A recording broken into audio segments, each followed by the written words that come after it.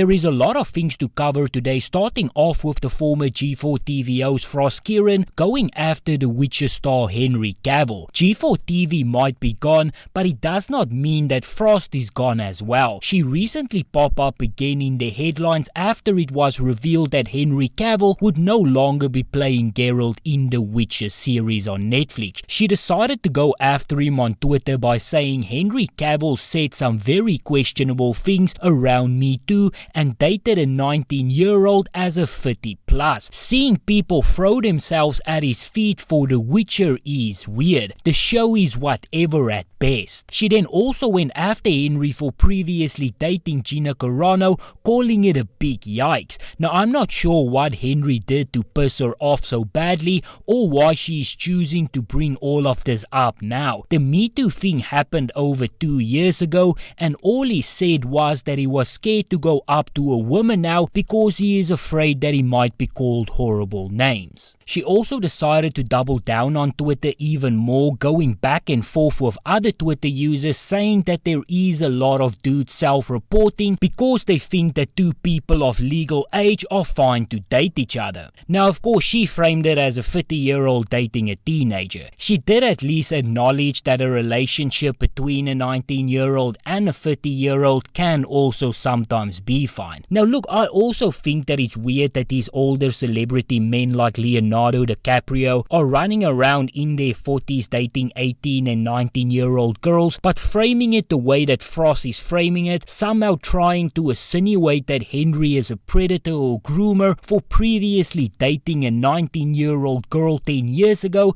in my opinion is just wrong. He does not have a history of dating 19-year-old girls. He just happened to have been in a relationship with a girl many years ago who happens to be younger than him. And again, I also have a problem with these older Hollywood men dating these extremely young girls. They go out of their way to only date young girls, and they are clearly using their status to hook up with them. I do think that's a problem, but the situation with Henry is clearly not that, and I'm not sure why she is choosing to frame it in the way that she is. But let's move on. Black Adam is a movie that has divided the internet up quite a bit. Critics seems to hate the movie while viewers seems to love it. It is a little bit weird because usually it is the other way around. Although Black Adam did just fine at the box office, they are also now set to do even better as a Chinese release is looming. Now we all know that China is always the biggest market for any movie most of the time. Now although it looked like Black Adam might not even make its money back after it was revealed that they will in fact be going to China, it is now becoming more likely than ever that the movie might actually become a massive box office success. Now you can decide for yourself whether you think that's a good thing or not. But then the Twitter Blue saga, where you need to pay $8 to keep your verification, has divided the internet up quite a bit. The latest to speak out against the idea of paying for Twitter Blue is US Congresswoman Alexandria Ocasio-Cortez, who laughed at the idea that a billionaire is earnestly trying to sell people the idea that free speech is actually a $8 a month subscription plan. Now Elon Musk did respond to her by saying your feedback is appreciated, now pay $8. Now one thing to note here though is that you will still have free speech even if your blue checkmark is gone. Your speech is not attached to your checkmark, so therefore even if it does go away,